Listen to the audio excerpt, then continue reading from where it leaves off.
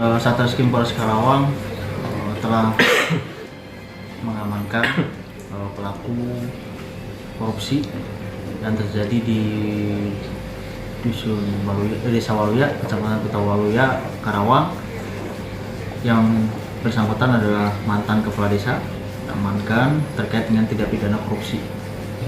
Kerugian setelah kita koordinasi dengan inspektorat dan korban terkait dengan apa yang dilakukan yaitu sekitar 720 juta sudah dihitung, kemudian kita koordinasi dengan pihak kejaksaan.